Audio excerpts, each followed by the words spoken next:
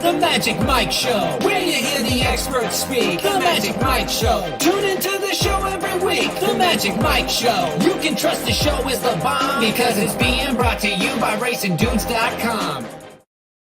What's up, everybody? I'm Magic. And a Mike. And this is the Magic Mike Show, episode 569. Nice, Mr. Somich. Ah, little Keeneland huzzah! Woo! Playground of both the Phillies and the Colts. We got Keeneland. We got 69 in the number. We're in the Old English D because the Tigers are 2 hours away from first pitch on beating the Guardians and going to the ALCS. What happened? I went to Nashville for a week in BFE, Tennessee, and I come back, and this is the world I'm living in. What's happening? Who knows? And here you are repping the old D. I mean, like that's an interesting move as well here. I love the D. Love the D. It's all about the D. I still haven't had a chance to watch the replays from last weekend, but I was super excited about East Avenue winning the Breeders' Futurity. He's a horse that I was excited about going into his debut at Ellis Park, and that morning I was raving to Caleb Keller about him. I was like, I think he's going to be something special. Like, we'll see how he does. And he destroyed him, and we both looked at each other. We went, Breeders' Futurity. Like, go right to the Breeders' Futurity out of that debut. So for the fact that it happened and he won, my biggest regret, I was in a state where it's not legal to bet. And because I work for FanDuel, I can't break that rule anymore. So I didn't get a chance to play him at 5-2, and I don't know if I'll ever get 5-2 on him again. I would be surprised if the number's 5. I mean, you will get a step up in competition, right? So you may get an opportunity, but it won't be against that type of field where you're getting 5-2 again. So East Avenue, super impressive. Just a great day all around. I mean, Chancellor McPatrick looked awesome up at Aqueduct. So that was a nice debut as well. All kind of leading up toward the Breeders' Cup. I can't believe we are less than a month away from the Breeders' Cup. It's going to be the first Breeders' Cup I'm not at in I don't know, the last 10 years, 8 years. Like, it's crazy that I'm not going to be able to go to this one, but you can't schedule the Breeders' Cup the day after Halloween. You just can't do it. I'm like, I got to go trick-or-treating with the daughter the night before. How do I get from Santa Barbara to San Diego for 10 a.m. first post if I'm leaving that day? You got to go through LA rush hour traffic. I'd have to leave at 2 a.m. to get there by 10 a.m. That's why I take the train. Take the train at 2 a.m. and then you can sleep on the way. Maybe I'll go Saturday. Maybe I'll still be able to make it out Saturday. But it's like Friday is almost impossible with the Halloween right before it. I actually found out yesterday I am also not going. Yeah. So there are going to be 0 racing dude. Actually, it's not true. There will be 1 racing dude, and his name is Ryan Stillman because he's working on something awesome. If you guys saw the news, and I know Thoroughbred Daily News had it while I was gone, but there's a documentary being produced about Cody's Wish and the real life Cody Dorman story. I've had a extremely tiny part to play in that. I connected Ryan with some people, the guy who wrote the book on Cody's Wish and that whole story. Ryan works for the documentary team, so I connected them, and so they're producing a documentary. So they'll be at the Breeders' Cup getting lots of footage and talking to people about it. So very cool. Pretty cool. Yeah. Yep. He's the only racing dude. That's it. Nobody else is going to be there. At least there'll be a dude there, which is such a bummer, man. I love Del Mar. I love Breeders' Cup at Del Mar. Yeah. It just, with the timing, it didn't work this year. So I will be sitting in my home office, possibly playing a couple ponies that weekend. My excuse isn't as good as nobody's paying me to go there this year. So it's like, all right, I'll stick around here. Probably most likely going to be doing live streams that weekend. So you can tune in, and Aaron and Jared will be home. So I'll be home. Mike will be home. So yeah, we'll do that Friday, Saturday, be like the old days before we became big TV stars, Mike. Yeah, just like the old days. Yeah, I'll be home for that weekend too. So doing VSiN from home, which means that I can do everything from right here, which is exciting as well. Also means that I won't be in Las Vegas, so I can bet on the races, which is kind of nice as well. Also good. I talked to Aaron this morning. Yeah, we're definitely planning on doing some live streams. I'm hoping I can jump on those Friday and Saturday, and hopefully we have another nice time cashing on these live streams. The live streams actually been very good for yours truly. It's a bummer we stopped doing them there for a little while. That's all right. We can't miss you if you don't go away, is the setting. And you say the same thing about Keeneland. Keeneland went away. It's back. It actually was back last week, but this will be my first weekend playing it. So excited to talk about the late pick 5 Saturday, October 12th races 6 through 10. Great fields, 2 turf races, a grade 1 event. It's Riders Up.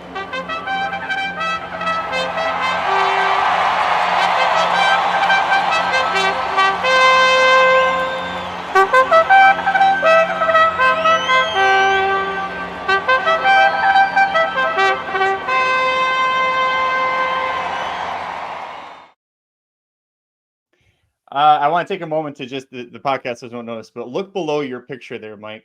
It looks like you've got horse feet. Like you got you almost have like a minotaur body going on. I'll go with a centaur. Centaur. Mars is bright tonight. Love it. Anyone knows the all right. First leg of the Keeneland Lane Pick 5, Saturday, October 12th. Race 6. It's a 6.5 furlong dirt sprint. 8 older males at the N3X allowance level. One of my favorite things about Keeneland is you get these N3X allowances. There's a 2-year-old non-winners of 2 lifetime allowance race. You don't see that carded too many other spots, at least not the big tracks, but we got it at Keeneland. It kicks off the late pick 5. Who'd you got on top? It does, even to 3 horses in for the tag. So you can, if you got 100K just lying around, you can buy one of the 3 horses here if you'd like to do so. This is just a kind of a classic Somich handicap. Give me the 3 Bromley on top here. This is a horse that last time out debuted in the latter part of the 4-year-old season. Saw a nice break in between Turfway Park. Coming back to Churchill on September 12th. That was about, 7-8 months off. Now you get second off a layoff. Late in the 4-year-old season, you ran a career best buyer exiting that Churchill race. Lost to Extra Anejo by a length and a half, or by 3/4 of a length. Was 6 wide, broke from the 9 post that day, didn't get to save a lick of ground. Now you go to the inside to the 3 post, second off the layoff, second out later in the 4-year-old. Give me the 3 Bromley here, 9-2 on top. I went away from horses that I think are going to be coming from way out of it, and I'm worried he's just going to have too much to do here. It is 6.5 furlongs. He's 2 for 2 at the distance, including breaking his maiden on debut at Churchill. But since that race, the few times that he's ever tried running forwardly placed, they were both route races, and neither one worked to his advantage. His best race last out, or even at Turfway 2 back, like you talked about, he's got a hell of a kick. I didn't see this field as having enough speed that it's all going to come back to him, though. I don't disagree with you there. I think we're going to see a little bit more tepid of a pace, but hopefully that means he's able to be a little closer to it as well. So I'm kind of banking on the fact that Bromley's not going to have as much work to do when they're returning from home here. And we've seen Keeneland play pretty fair. If you're watching today, we've had horses come from off the pace. Speed actually not been, I would say you want to be third on the outside right now. This is pretty much the best spot at Keeneland. Although, yeah, I'm willing to take a shot here with Bromley because the price is right. And honestly, I saw this as a 3-horse race. I'm going to end up using all 3 of them. One of those horses is Speed. I think Giant Mischief ends up almost inheriting the lead up front because I think he is probably the fastest horse. Maybe Cyclone Mischief, the outside, tries to go with him. But because of that, I think it does set up for some of these courses that are, if they're able to stay closer than normal, they can still make a late kick here and get by. So we each went 3 deep. We agreed on 2 of them, and that does include my top pick. You talked about Giant Mischief. Listen, haven't you seen the horse since the Malibu when he ran pretty decent third when you consider that Speedboat Beach was coming out of the Breeders' Cup Sprint? Hijazi could always, that was kind of a classic Hijazi move. It's like he's there. He didn't win, but he was there. But you look at the times that Giant Mischief has been on Lasix, he's had huge runs. When you look at his 7-furlong record, he's got to win a second and a third, the third being in the Malibu, so the distance shouldn't be an issue. I didn't project him having the lead. I think he's shown that he can sit off just a tiny bit, but I expect him to be forwardly placed, and especially with that inside draw with over half the field outside of him. So top pick for me, and I know you said that you were using the 4 as well. Yeah, second pick for me, career best race also at Keeneland on a Breeders' Cup day, ironically. Ends up beating Arabian Lion that day, but that's where he's got his career best buyer. So, he likes the track as well. I expect Lofty Adjudicator, the 6th horse, to be probably your leader here. I'm interested to see what the 4 and the 5 do because I don't think either wants to be too far behind. So we'll see if the 3 of them hook up or not. But I do think it's tough to leave the 4, Giant Mischief, off your tickets here because of, like you said, success with Lasix, likes the track, has won at 7 furlongs, so a bunch of things to like there. I decided not to use the 5, not to use the 6 for the 2 others I thought you could consider. I went to the 2. Bourbon Heist is my 3rd horse on here. This is just an interesting horse. You kind of have to cross out the last few races. The last one at Kentucky Downs over the turf, that one's an easy one to cross out. The previous 2, a sprint at Prairie Meadows and then a sprint at Churchill Downs. Both of those a little bit over the head. Both of those without Lasix. But if you go back to that race 5 back, the one of his races over Keeneland here, he's 2 for 3 at the track with the 2nd place as well. So been on 1st or 2nd every single time. That's where the career best buyer comes from. That's where the career best race comes from. Clearly likes Keeneland. And in that race, he was not that far behind. So it's kind of what I'm hoping for, what we see here, where he was just 2 lengths behind, even though he's also not a horse that's generally forwardly placed, was able to stay close to the pace. And, oh, by the way, guess who the jockey was that day? Irad Ortiz Jr. Guess who's back aboard? Irad Ortiz Jr. So the 2 has a couple angles here that I think are definitely positive. So I'm going 2, 3, 4 to get through here.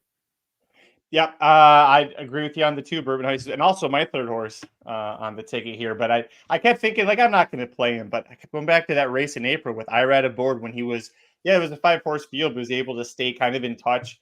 And then out of that win, a big win off the long layoff, 2.5 months, he went to a couple of stakes races, and like you said, he was in over his head. Closed the game. Sugar was on a tear. Scalia was second. Teano Twist, like those are all multiple stakes winners.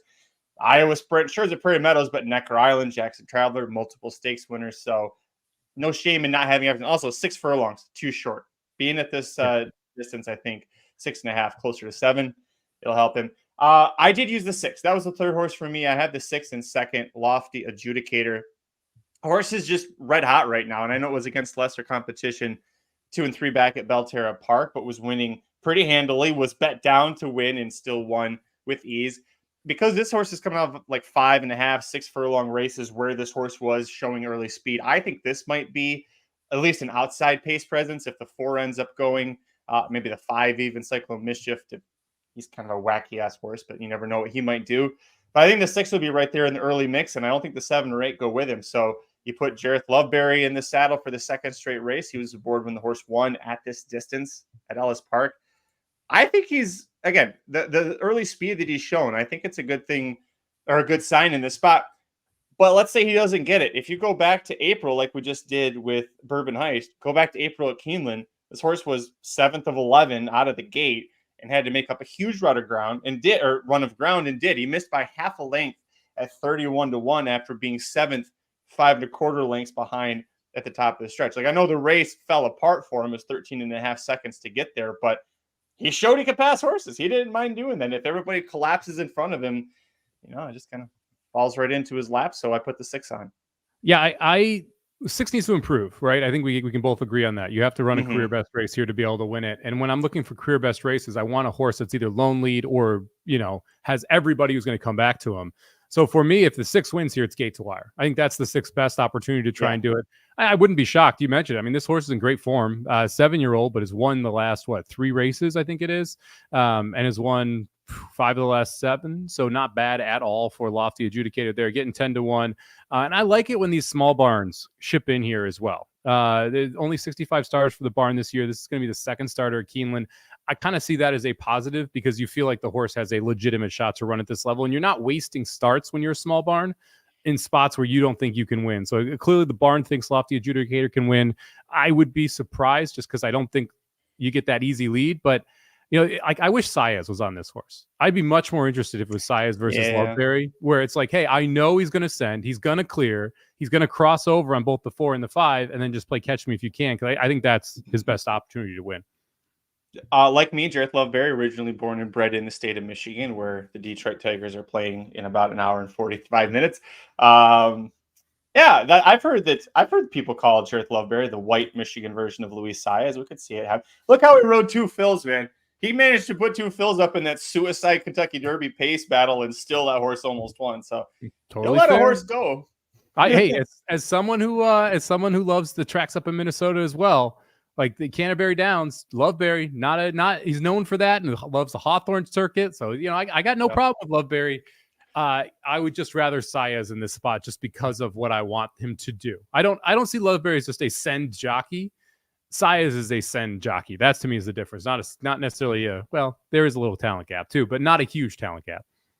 It is interesting that you have a race with $130,000 purse at Keeneland, and neither Pratt nor Saez have him out in that race. But that's going to change in the second leg of the Keeneland Late Pick 5. Race 7 is a 6 furlong dirt sprint for 12 maiden juvenile fillies, 1 also eligible, going 6 furlongs. And this is Keeneland, right? 2-year-olds sprinting, going crazy, big ass fields, could have a big ass price somewhere. Who'd you put on top? I'm going to go with a little bit of a price here. Give me the 9 horse, Miss Pharaoh, 10-1 on the morning line for Sims Bay. Ronald gets the mount. And this is, to me, all about the workouts. When you look at the workout tab, it is wildly impressive. This is a horse that went 46-3 for 4 furlongs out of a gate at Keeneland, 2 back. You've got a bullet 4 back out of the gate at Keeneland. You've got a bullet last time out at Keeneland. This horse is clearly enjoying this racetrack in the morning. Hopefully that adds up to enjoying it in the afternoon as well. And when you look through the other favorites here, like the 6 horse Keepsake, who's a horse that from Brad Cox, the workouts don't really show as much speed there. If you look at the pace from the horses that have run, the 2 horse Contemplate, probably your most likely speed there. Not overly impressive running at 6 furlongs last time at Churchill, or 6.5 last time at Churchill. So I think there is a chance here that Miss Farrow can go out and just set the pace and play catch him if you can and take him all the way around. Love the 10-1 price as well for this Daughter of American Pharoah. Boy, doesn't it seem like this horse would just be a dream on turf instead of here? Because By American Pharoah wouldn't be bad. By American Pharoah, the dam was a turf stakes winner going a mile. Her first victory came on going a mile on the turf. She's got 4 winners in the family. So there's a lot of talent here. Boy, I'm going to take a wait and see approach on her. I'm nervous leaving her off, but I have her penciled in as a wait for her to go to turf, because the second she shows up, like second start, she's in a turf route made in special weight somewhere, fire, because I think that she's going to be ready and willing for that one. Top pick for me, I went with the number 2 Contemplate. Big reason is what you mentioned there. This horse has got a lot of early speed. I don't see a lot of speed drawn directly around. The 4 Tavern is adding blinkers, so not sure what that will do. Is kind of a question mark. Last time out at Churchill Downs, broke from post 4. The 1 Truth or Consequence in here broke from post 2.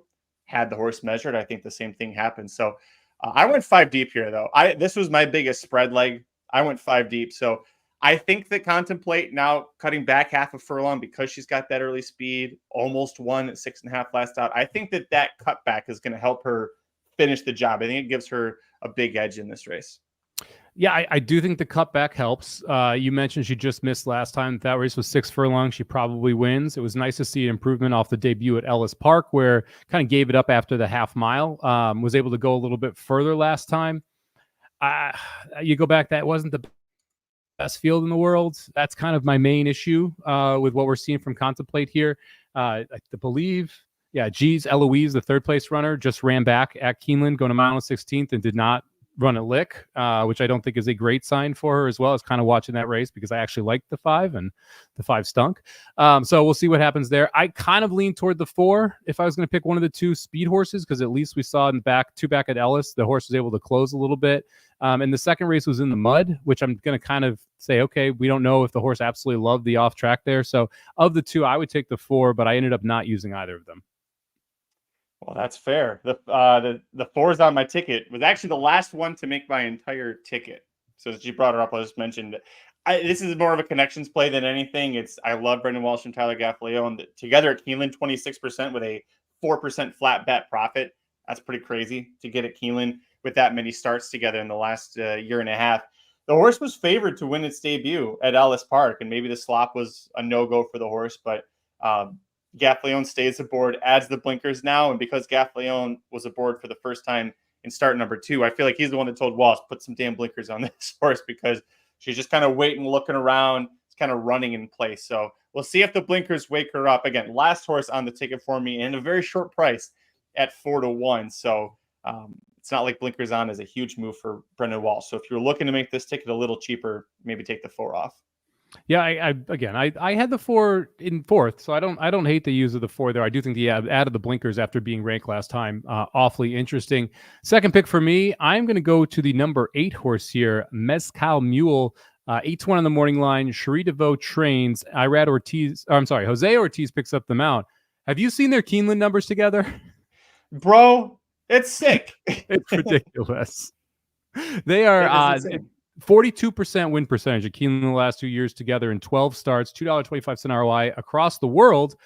65 races, 23% win percentage for the 2 of them. Whenever it is Cherie DeVoe and Jose Ortiz is riding, it generally tips the hand that it's a very good horse. Army Mule, one of those sires that gets home 2-year-olds well, 13% first out winners for 2-year-old starters. This horse sold for $270,000 off a $25,000 stud fee. Pioneer of the Nile on the bottom side also offers a little bit of precociousness too. We have one other foal who's a full, and she's 2 for 9, earn her first victory in start number 2. So also ran well early in her career. I think it's all systems go here for the 8 horse, and a nice price at 8-1 on these two as well, or on these connections as well.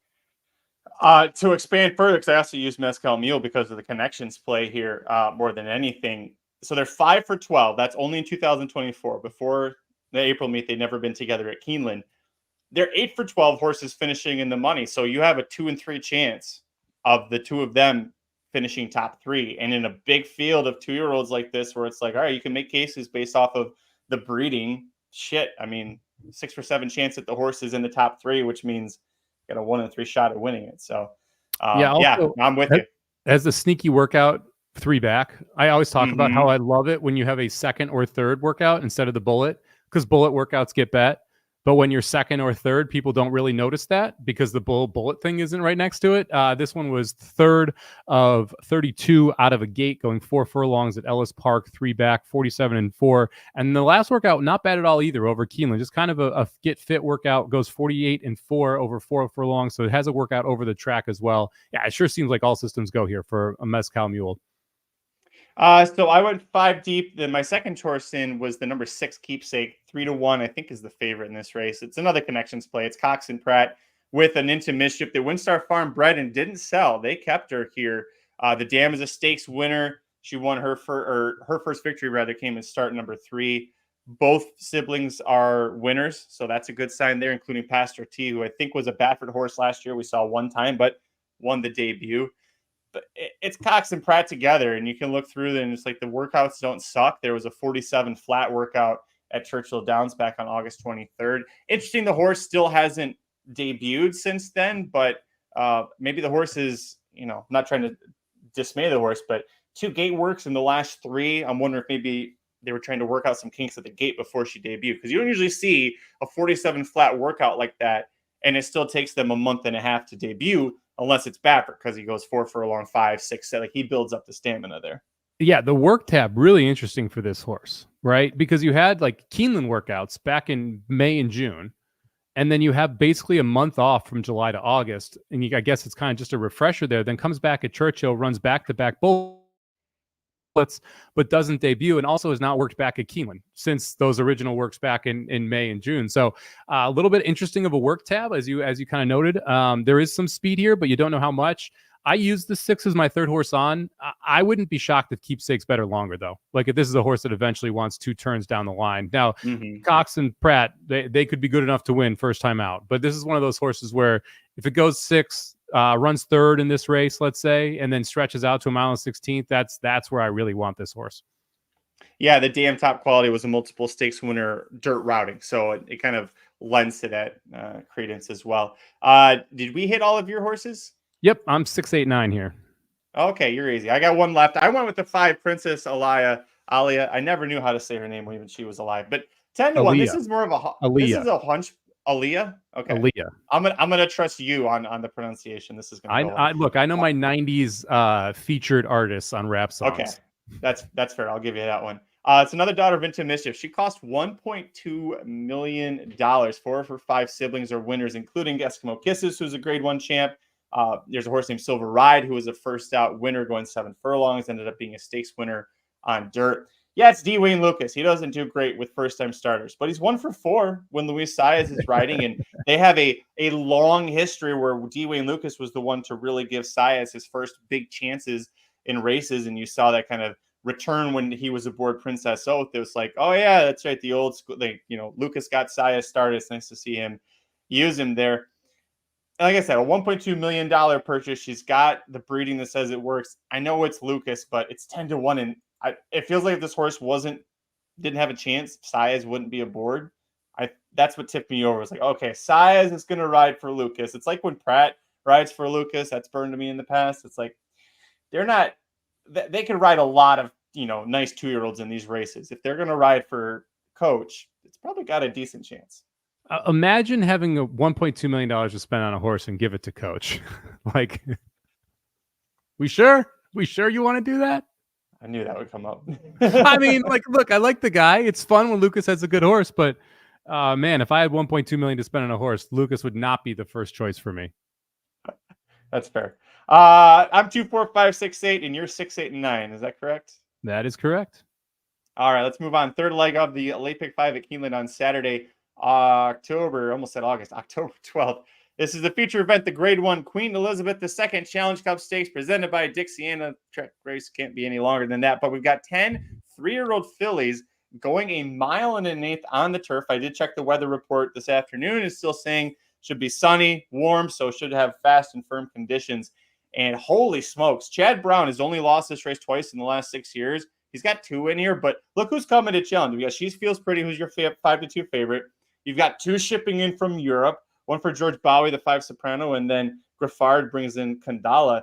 A really fantastic edition of the QE2 Cup. There's not, to me, a horse that stands out and says, this is your clear-cut winner. You've got a single.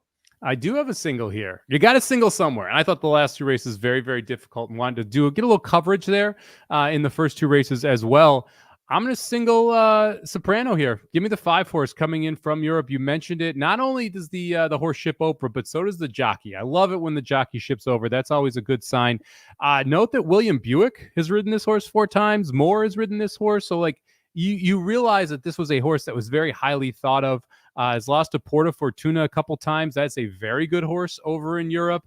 And then if you look at the last couple races as well, and just the progression you've seen as a 3-year-old here, right? You saw a nice 3-race setup, was able to go and win a stakes race going 1 mile, get a 105 tie for him, kind of reset there, runs well in the stakes, goes up to Group 3, then wins a Group 3 with Moore, then comes back in the Group 1 matron and ends up running a very, very good third at 14-1 there. It's a horse that wants to come from a little off the pace, so a little concerned about what type of trip we're going to get because there's not a ton of speed here. But when the jockey ships over, and I think we've got the best horse on turf, and also Keeneland kind of plays toward these international horses because of how long that stretches. I am willing to take a shot here. I'm going to single up the 5 horse Soprano, who hopefully can come over and run a big one first time U.S. It wouldn't surprise me if either of the Euro shippers ran a big one, the 5 or the 10. And of the 2, I like the 5 a little bit better. You look at who she was facing. Porta Fortuna, we're familiar with her from past Breeders' Cups. She's the champion. Friendly Soul just won again a Group 1 race at during was it the Prix de l'Opera? Yeah, I think it was during ARC weekend. So Friendly Soul has beaten both the 5 and the 10. If Friendly Soul comes over for the Breeders' Cup, watch the F out because that's a pretty damn good filly there. And really Porta Fortuna as well. Yeah, really tough races the horse the 5 has been in. I'm gonna play against because of shipping in and getting such a short price, but she's got so much talent from what you can see there. And a strong effort here, win or lose, a strong effort I think propels either the 5 or the 10 over to the Breeders' Cup, and that seems to be why they sent them here. But it's Keeneland, a Grade 1 race on turf. It's Chad Brown's world. We're all just living in it. Starting with the 6. Which Brown? Oversubscribed. The number 6. That's the top pick for me. But this horse, if you go watch the Grade 3 Lake George, I'm going to pull a Mike Somich. Put any other jockey than Joel Rosario in that saddle and the horse wins. Should have won. They just didn't get a great trip from Rosario. So with that in mind, you have a horse that's, let's assume that she gets the win by 3/4 of a length or whatever. So now you have a Chad Brown horse that's 3 for 4 with a second coming into a Grade 1 race and has a graded stakes victory on her resume. Suddenly, with Irad Ortiz Jr., she's a lot shorter than 6-1. I think the price might hold because people will be enamored with the Euros. They'll be enamored with the 3 She Feels Pretty that neither of us are touching. So we're both trying to fade the morning line favorite. And I landed on the 6 oversubscribed. There's been some nice improvement. She's been the favorite all 4 times. So it seems like there's already value here just in the sense that she's not the favorite. And Chad Brown and Irad Ortiz Jr. win 39% together at Keeneland. That's almost as good as Jose and Cherie DeVoe. Yeah, it is almost as good as those 2. I'll give you that. Look, if I went with a Brown, and I actually have Grayosh in second here. If I was going to take one more horse, I would add the 9. But my problem with oversubscribed here, I agree with you. Rosario gave that horse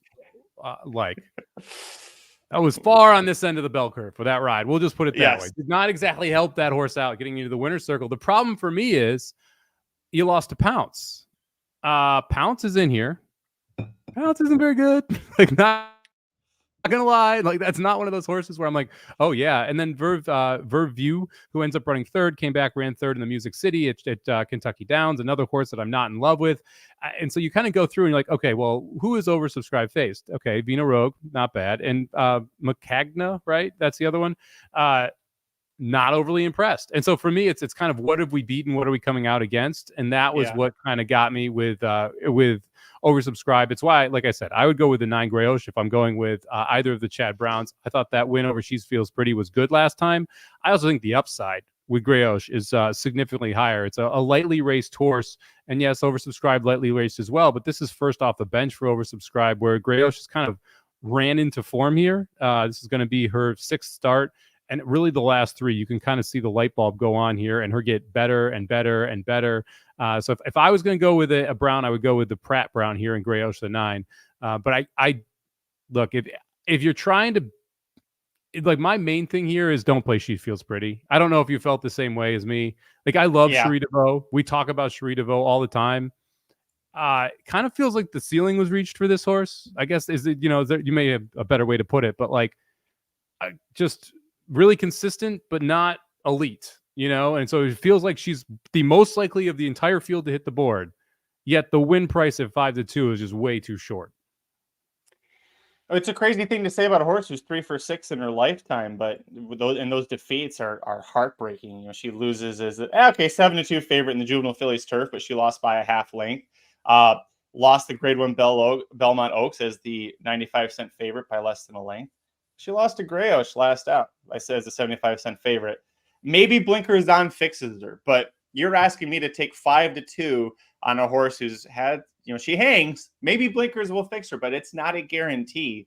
And you have to feel very confident that the Blinkers will help She Feels Pretty if you want to play her here. She could win. The Blinkers might fix everything that's, her near misses lately, but it also could make her regress. Blinkers are not an automatic improvement. So, it's one of those things. She's running 89, 90, and 89 or 90, 89, 90 buyers, and she like last year. You look, it's like 85, 86. She's just kind of been the same horse. Like you've never seen the step forward, and to me, that's the biggest knock. Now, maybe the Blinkers change that. Maybe the Blinkers elevate her up to be able to run in 95, 96. But like, if I was ranking horses I thought could run a mid 90s buyer in this race, she would be toward the lower end of the list just because it kind of feels like we know what she is already. Kind of say the same thing about Buku, who's 2 for 2 here at Keeneland, but outside of those Keeneland tries, it's kind of like, she hasn't really progressed since April, which is disappointing because we both loved her.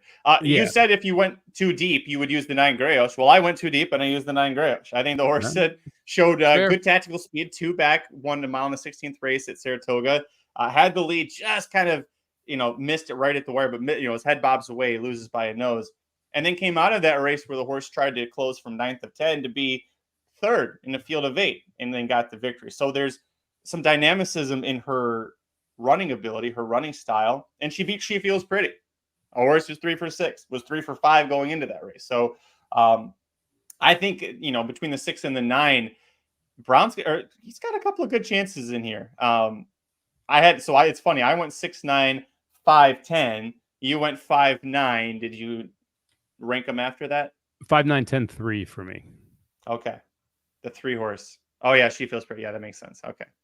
It would be cool if the 2 Caitlin Her Greatness won. It's worth noting she beat older horses in her only turf try, and it was off a long layoff. First time in the Kevin Attard barn against Frankie Dettori.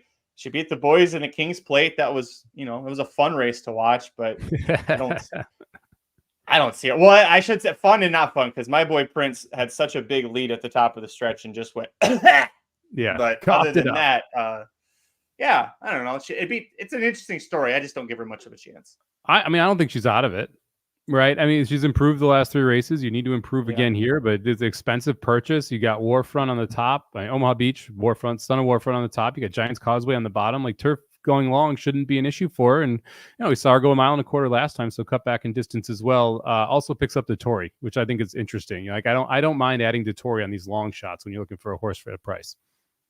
Penultimate leg of the Keeneland Late Pick 5, Saturday, October 12th, race number 9. It's a mile and a 16th dirt route for 12 males, 3 and up at the N2X allowance level.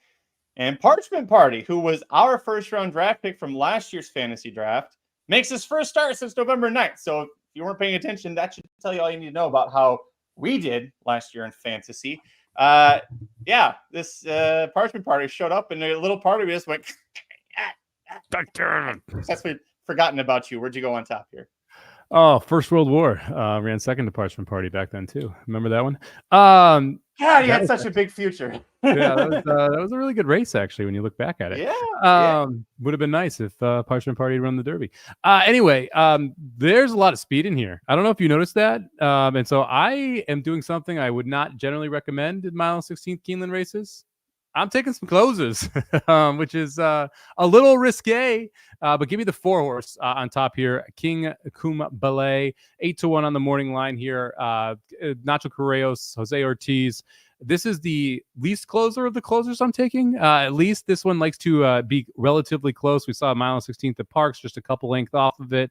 Mile and 8th races, just a couple lengths off of it. So I do expect we're going to get a decent trip. The last race went absolutely terrible for this horse.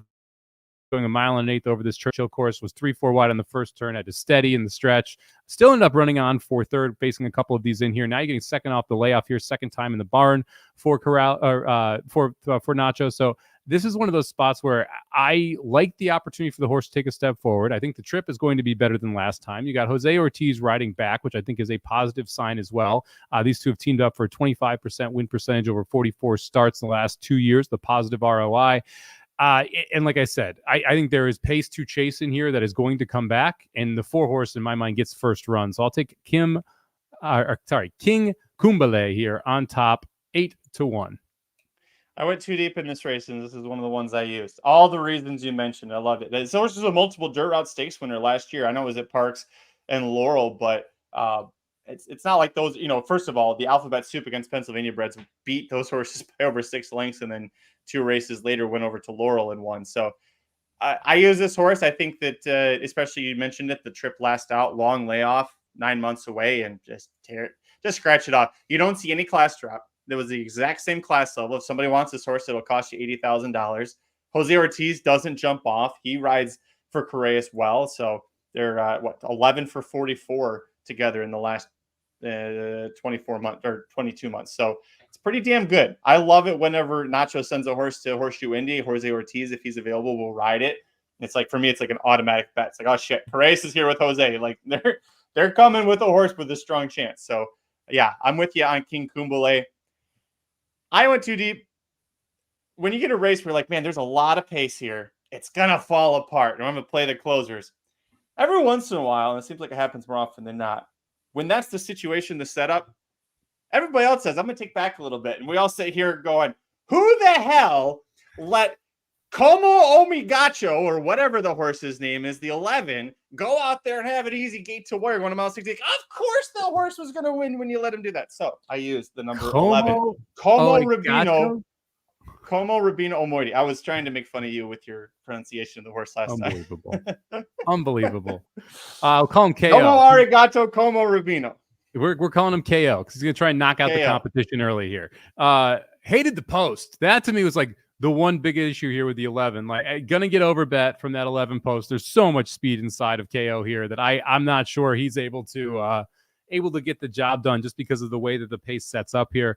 So because of that, I kind of avoided using the 11. It was one of the reasons why I did go with so many closers. I went 4 deep here. Give me Parchment Party. Give me the 5. Let's go, baby. Off the bench.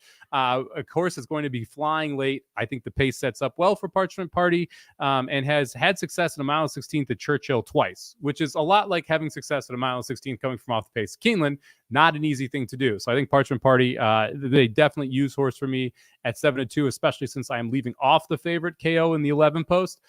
Give me the 7. Ben Franklin. Isn't this a race that Kenny McPeek wins? Just look at the style of this race, how it sets up, where we are. You get Brian Hernandez Jr. 15-1. This is just like screaming Kenny McPeek wins at 22-1 on a total collapse, doesn't it?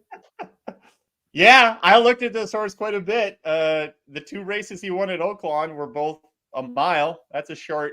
The race finishes at the 16th pole. It's going to finish at the 16th pole here.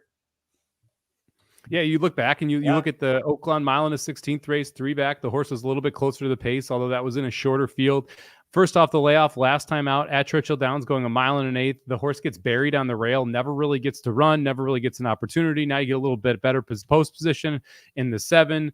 Brian Hernandez Jr. steps back into the irons. Guess what? He's done that twice. He's got a first and a second with this horse, including breaking the maiden. So Hernandez knows the horse well.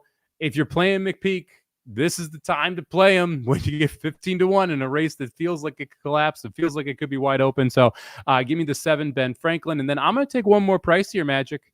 Send me to that 2 horse here, Elusive Target. The aforementioned Luis Saez picks up the mount here for our friend, sort of, Mike Maker, who claimed this horse last time from Joe Sharp, going 1.5 miles on the turf.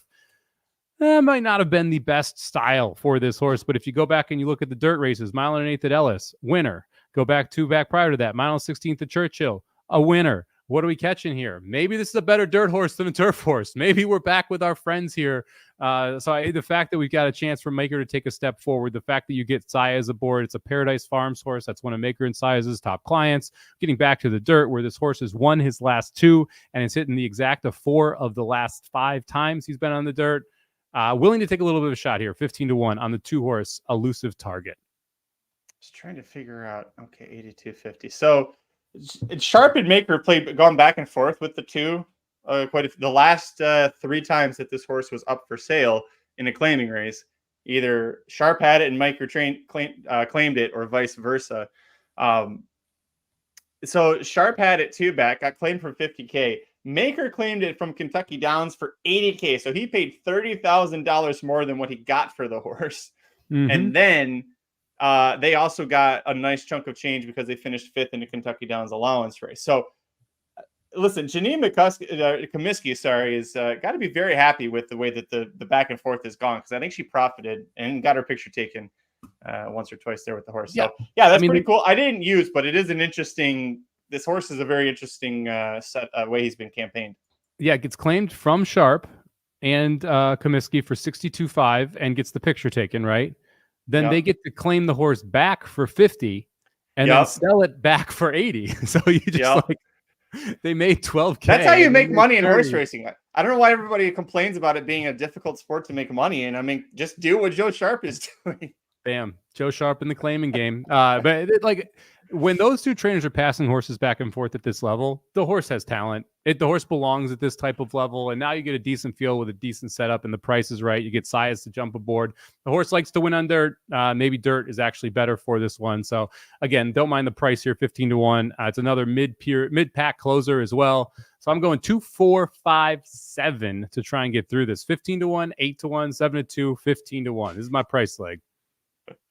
As Chris Mallet says, Maker claims 1.5 mile turf horse and runs it on the dirt. Up is down, down is up.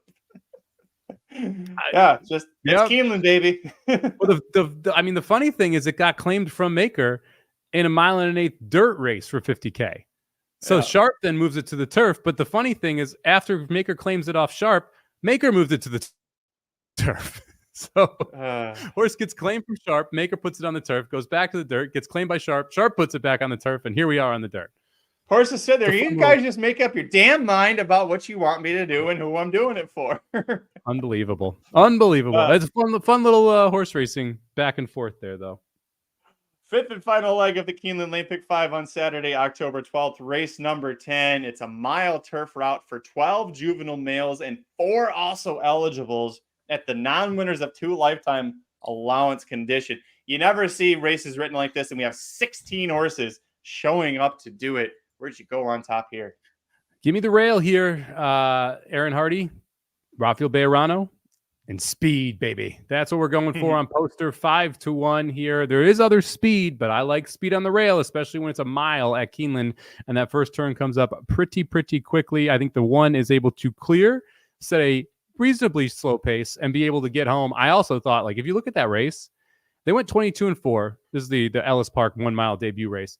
47.5, 111.3. So under 112, came home in sub 24 seconds, 135 flat. That's actually a pretty good come home time, especially for a debut for a horse that had been on the pace and also went 22 and change in the first quarter. So all those things being said, I think the 1 poster has more in the tank here and going to be able to get the lead early as well. So give me the rail horse here, 1 poster. You using them? No, I went 3 deep, and that was the horse that I left off. I know. I might go back and rework this. I might put the 1 on and take the 4 Taverna off from the second leg.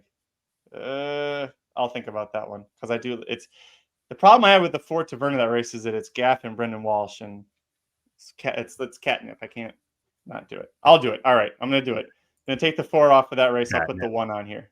Yeah, it's just Brendan Walsh, man. You and Brendan Walsh have like you guys have a thing going. It's unbelievable. It's we're a throuple when it's him and Tyler Gaffleon. I take both or I take neither.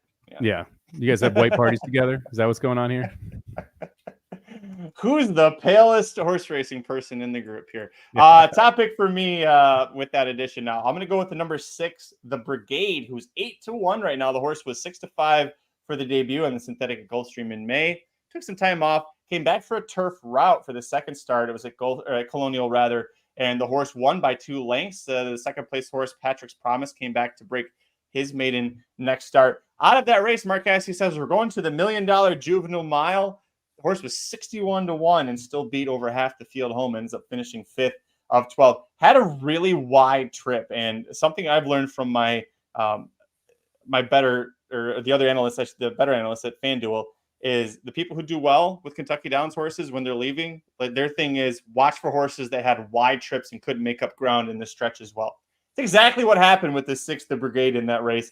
Jaramillo had been aboard for 3 starts. Now gets Jose Ortiz aboard. He clicks off at 20% for Mark Cassidy with a 17% flat bet profit. So I'm going to roll with the 6th, the Brigade here. I think that was a really wide trip. I think he was better than that, and I think he'll show it here. I agree. This was my my 3rd horse on the ticket, 3rd Sweet. pick here. Gary Barber also owns this one. He doesn't generally try and misplace horses. I think they thought this horse had quite a bit of talent to head him into the juvenile mile. And like you said, just wasn't the trip that I think that the Brigade wanted. I thought he still ran well. The 1 post, probably not the best post either when you've got a 12-horse field and you're dealing with 2-year-olds after coming out of 6 and 7 horse fields as well. So I think that was a negative for the Brigade. So this was one that I made the ticket for me at 8-1. Second pick for me here. Give me the 4-horse Cole Battle, who also came out of that race, ended up finishing in front of the Brigade that day, was also forced wide, broke 12 out of 12 that day, was consistently outside the horses, but closed some decent ground, really didn't get to the top 3, but those 3 were well in front of everybody else, ended up running 4th there, was taken off turf in the debut, trying to go 5.5 furlongs, then went right to the mile at Kentucky Downs. Just screams that they think this horse has a ton of talent. I'll come back here, take the horse at 12-1, a little bit better of a price than what we got on debut, and see if we can outrun the odds here after yet another wide Kentucky Downs trip to talk about. Well, this would be the classic small-time connections winning a big race at Keeneland here because you got Lonnie Briley, who doesn't ever run on this circuit, and is at least usually Louisiana. The Dam was a 9-time winner, but because she was doing it against shit horses at Mountaineer in Charlestown for most of her career, she only banked 143,000. So from 9 wins, you'd be like, yeah, it's not the best, but this horse has been ignored. And I think especially going to Kentucky Downs after that debut, you can see why, and the horse made him pay for it. So I didn't use, but this horse is very clearly outrunning the odds in both career starts, and it will fall up below 12-1, I think, in this group. So could probably do that again here. You have an Old Friends Exacta, Keeneland race number 8. Major Dude wins. Master of Foxhounds runs 2nd. I literally thought you meant Old Friends Farm had sponsored it. No, Old Friends of the show Exacta here. And then you said that, and I was like, both those horses retired? I was like, wait, Major Dude should be standing stud at some regional farm. No, boy, Major Dude, Master of Foxhounds. Yep. Pratt and Pletcher over Irad and D'Amato. How often does Irad ride for D'Amato? Only when he comes to California, he'll ride some here and there. Yeah. That's a Keeneland. No, that doesn't happen. Yeah, the right horse won that. Screw you, Master of Foxhounds. You and Rock Emperor can go kick rocks. Second choice for me, number 5, Blue Coast. The horse is 4-1. This is the B. Walsh, Tyler Gaffleon horse. You can't talk me off. I've been favored in both starts. Won the debut at Ellis Park going a mile. Won it on the front end, but I don't think this is a horse that has to be on the front end. I think he just kind of, he was quickest out of the gate and just kept going. And finished well enough to hold everybody else off. Look to the Cross was third, beaten over 4 lengths. Look to the Cross, won next out, and then returns in this race is the 14 horse. So it's going to be on the outside looking in, but still comes back here in this spot. And then, last out, cut back to a sprint, racing for $250K at Kentucky Downs. Decent third. The winner, Tistastic, ended up winning the next start out of that race. I don't think that sprinting was what Blue Coast wanted. I think it was just they took a shot for the price, and Tistastic came back and won that $1 million juvenile mile that we were just talking about that the Brigade was in. So, a good horse to be losing to. I think stretching back to a mile is going to help the 5 move forward.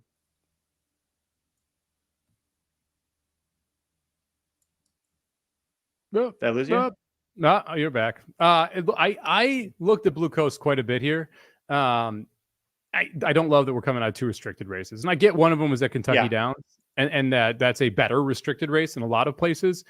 But the fact that we went back-to-back restricted races, back-to-back races is the favorite, wins one, kind of gets beat pretty handily in the second one. Although I will say Tistastic, like you said, came back to win. So not a bad loss there. Probably shouldn't have been the favorite retrospectively. But the fact that they were both restricted races and the 4-to-1 price, a lukewarm favorite here in the full field of 12 kind of kept me off this one. I'm surprised you're not using the 7 classic example here.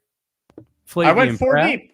Okay, this is my last horse on, or last horse I didn't talk about. Go ahead. All right, last horse for both of us then. I like it.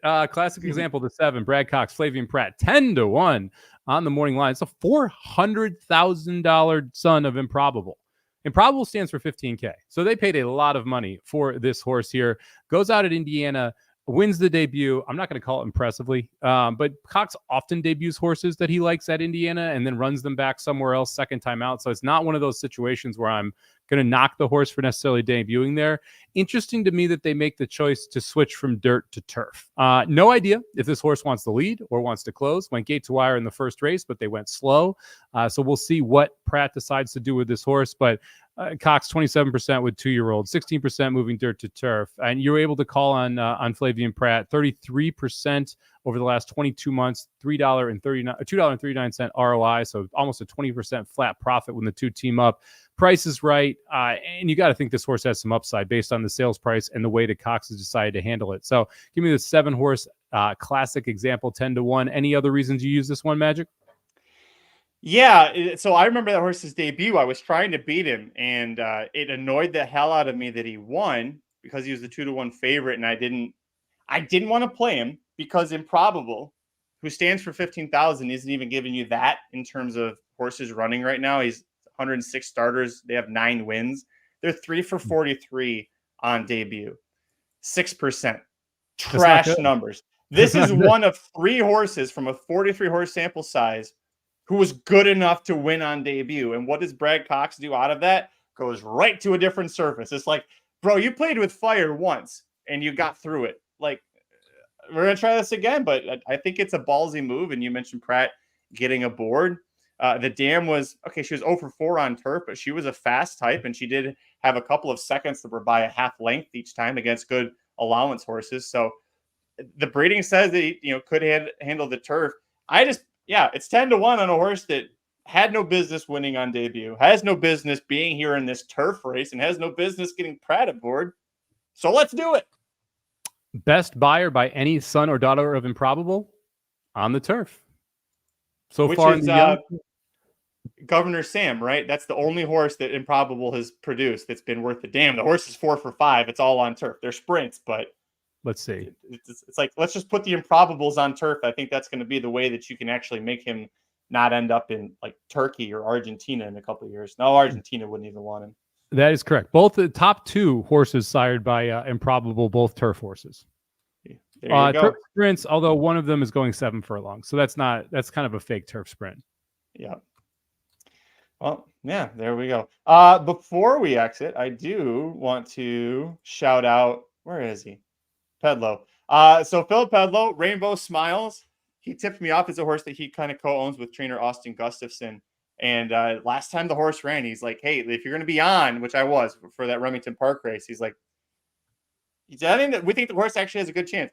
Horse put in a hell of a kick. He missed by like that much, but we were all screaming in the studio trying to get Rainbow Smiles running. So remind me next week, October 17th, runs again Would love Ooh. to see him do well. That'll be good too. We'll be on next Thursday. And that will Remington going that night. We can get a real-time reminder. We get a little inside info here from Pedlo, whether or not he thinks he's going to run big that evening. Let me see. Am I working? Nope, and I'm not on the 17th in studio. So, all right. So I can't give it out on air, but I'll do it. That's fine. Maybe we'll get a better price that way. Skype into the TVG studios. They'll let you. Yeah. We'll give out our tickets one last time for the podcast listeners. Visual watchers, take a look down below. I'm going to start off my revised ticket, 246 with 2568 with 69. Nice. With 411 with 1567. It's $96 for me, Mr. Somich. Always fun when I can talk magic out of a horse here. I'm going to go with 234 with 689 with 5 is the single with 2457 with 1467 for $72. We got some prices in there. That one could pay. Mm-hmm. That one could pay if we can get her home, Magic. Yeah, I'm very this still counts as on air. I guess I'm in on FanDuel, but sorry. Thanks, JD. Yeah, he doesn't. No, JD, he disrespects the Magic Mike show weekly now. It's unbelievable. Shoddy, he wasn't kidding. They do Skype people in. It's either Zoom or Skype that people call in through. There's 2 different feeds they have. Yep. Same with Beeson. I Skype in on the weekends. Nice little 3-hour Skype conversation. Then you get the weird messages all week from the different Skype people that are like stalking you. It's very odd. Speaking of Beeson, let us know how we can watch you this weekend. Busy weekend here. Going to be on Follow the Money tomorrow, 1:30 Pacific, 4:30 Eastern. Bunch of best bets around the NFL. Then the full recap show on Saturday from 4 to 6, or betting recap, I should say, show on Saturday, 4 to 6. Matt Brown and I giving out all of our best bets for the weekend on Ready, Set, Bet. Got the contest show from 6 to 7 Pacific. Unfortunately, we are out of Survivor, so that will not be nearly as much fun, but we'll be covering just the 220 lucky souls left in Survivor, 14,200 who have made it through 5 weeks. Every entry already $64,000, so we'll reveal those picks as well as the Circa Millions picks.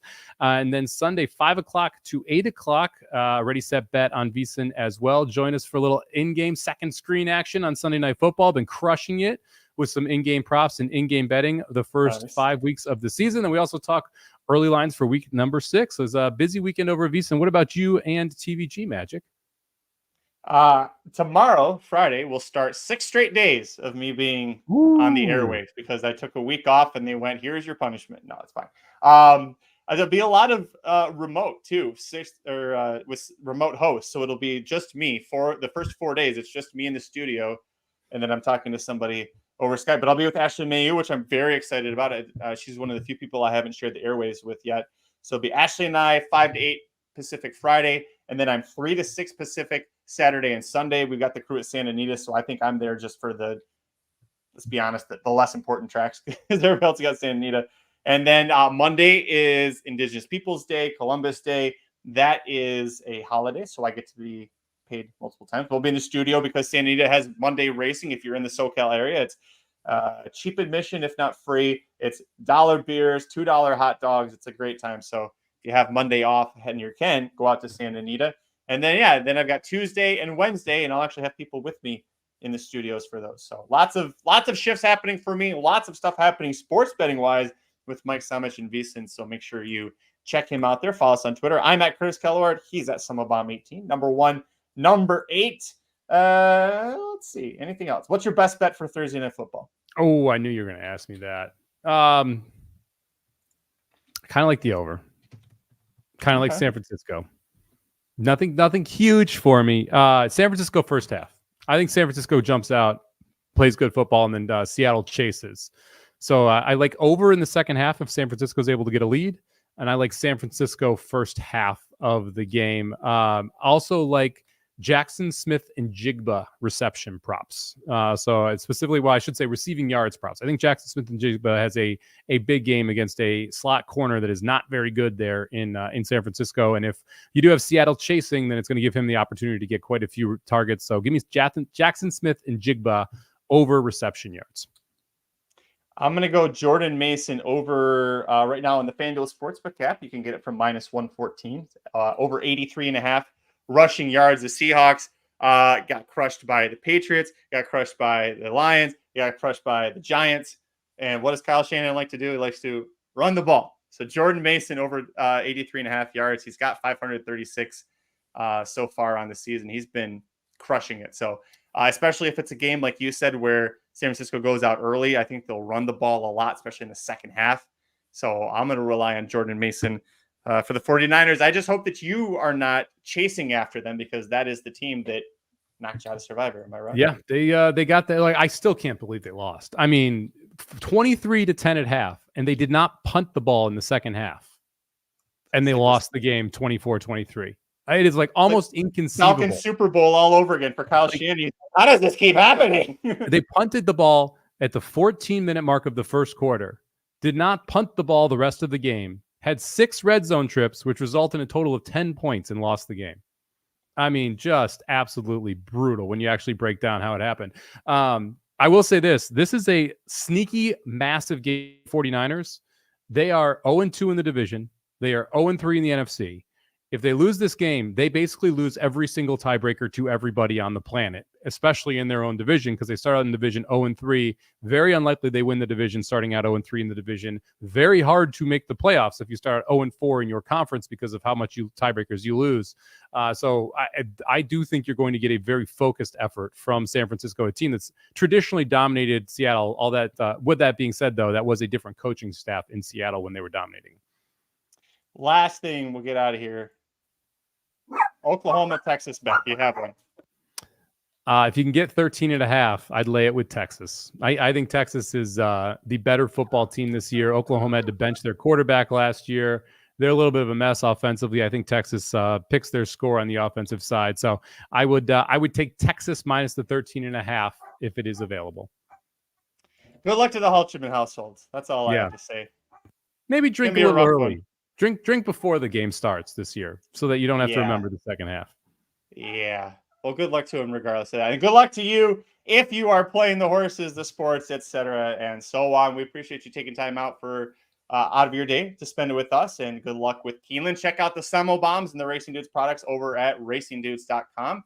And I'm sure we'll be back next Thursday for some more Keeneland late pick 5 action. Until then, I'm Magic. And I'm Mike. Good luck this week, everybody. Go Tigers! The Magic Mike Show, where you hear the experts speak. The Magic Mike Show. Tune into the show every week. The Magic Mike Show. You can trust the show is the bomb because it's being brought to you by racingdudes.com.